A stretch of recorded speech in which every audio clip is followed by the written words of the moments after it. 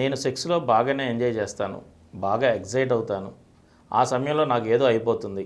మా వారంటే నాకు ఎంతో ఇష్టం. వారిని ప్రేమించి పెళ్లి చేసుకున్నాను. ఆయన నాతో సెక్స్లో పాల్గొన్నప్పుడు నాలాగానే ఫుల్గా ఎంజాయ్ చేస్తున్నానని తెలుసుకోవడం ఎలా? ఏమైనా అడిగితే నాకు బాగానే ఉంది, నీకెలా ఉందంటారు. ఇంతకన్నా ఆయన నుండి రెస్పాన్స్ ఉండదు.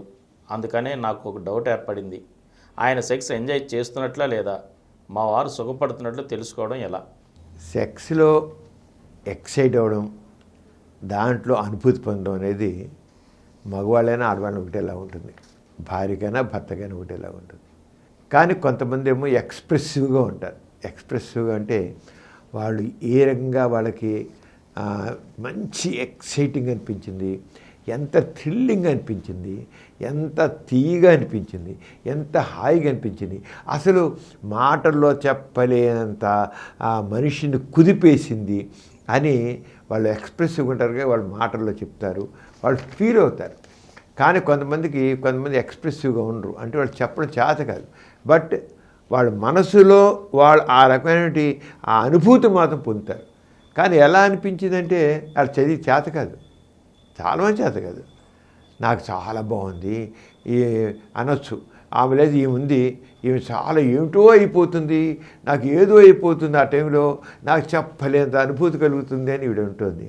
వాళ్ళ ఆయన ఆ మొక్కలు చెప్పారు, అది కూడా చెప్పడం చేత కాదు. అనుభూతి పొందడం తెలుసు, కానీ పొందిన అనుభూతిని ఏదో అయిపోతుంది చెప్పడం కూడా చేత కాదు వాళ్ళకి. ఇప్పుడు ఏమంటుంది ఈవిడ, నాకు ఏదో అయిపోతుంది, నాకు ఏంటో అయిపోతుంది, నేను తట్టుకోలేకపోతున్నాను అన్నట్లు ఈవిడ ఆవిడ కొద్ది గొప్ప మాటలు చెప్పారు. ఆవిడ భర్త చెప్పట్లేంటి, రావట్లేదేమో అనుకుంటూ కాదు, సరే లేదంటే నాకేం అనిపించలా అంటారనమాట.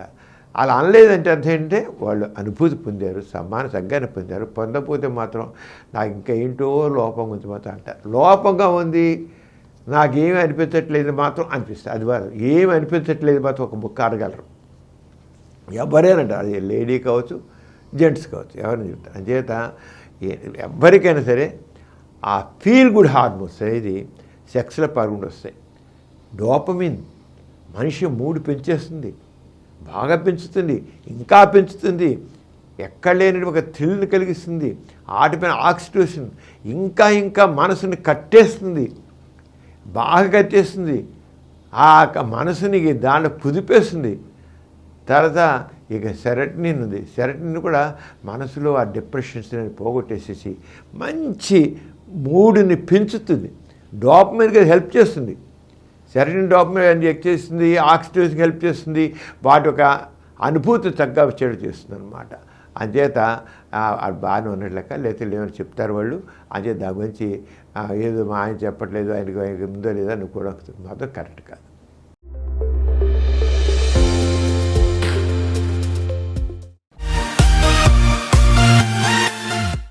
ఈ కార్యక్రమం మీకు ఎంతో నచ్చింది కదా.